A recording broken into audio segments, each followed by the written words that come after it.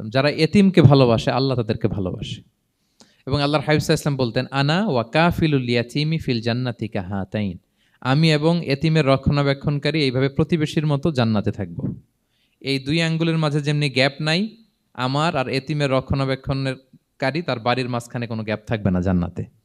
In paradise, জান্নাতে এরকম আমরা কাছাকাছি থাকবো। আল্লাহু আকবার পড়েন।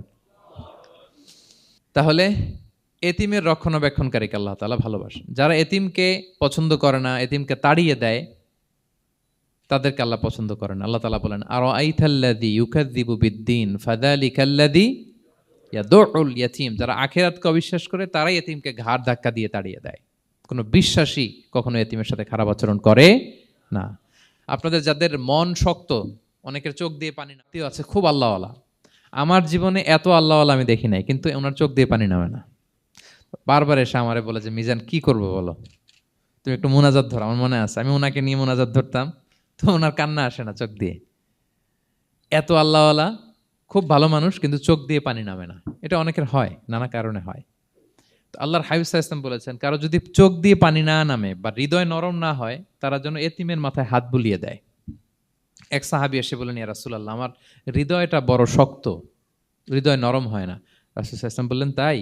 আতুহিব্বু আন ইয়ালিনা কলবুক, তুমি কি চাও তোমার হৃদয় নরম হোক, ওয়া তুদরাকা হাজাতুক, এবং তোমার আশা পূরণ হোক? তিনি বললেন, হ্যাঁ। তখন রাসূল সাল্লাল্লাহু আলাইহি ওয়াসাল্লাম বললেন, ইরহামিল ইয়াতীম, এতিমের উপর রহম করো। ওয়ামসা আলা রাসি, এতিমের মাথায় হাত বুলিয়ে দাও। ওয়া আতি, তোমার খাবার এতিমকে খাওয়াও।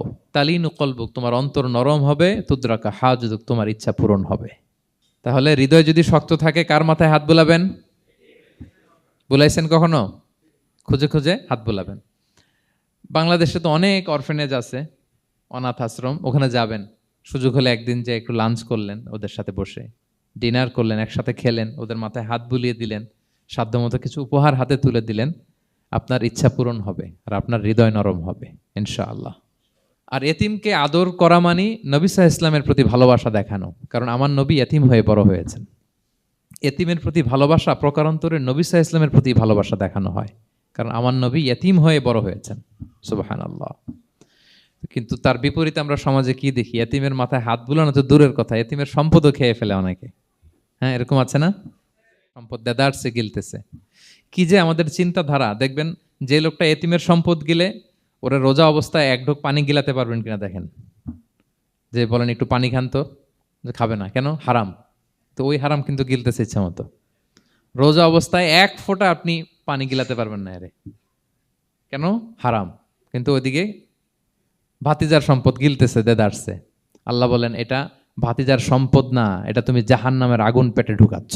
ইন্নাল্লাযীনা ইয়াকুলুনা আমওয়ালাল ইয়াতামা যুলমান ইন্নামা ইয়াকুলুনা ফি বুতুনিহিম নারা ওয়া সায়াসলাউনা সাঈরা। যারা এতিমের সম্পদ খায়, এটা সম্পদ না, এটা জাহান্নামের আগুন তুমি পেটে ঢুকাচ্ছ। সো এতিমের প্রতি যেন আমরা নমনীয় হই, তাদের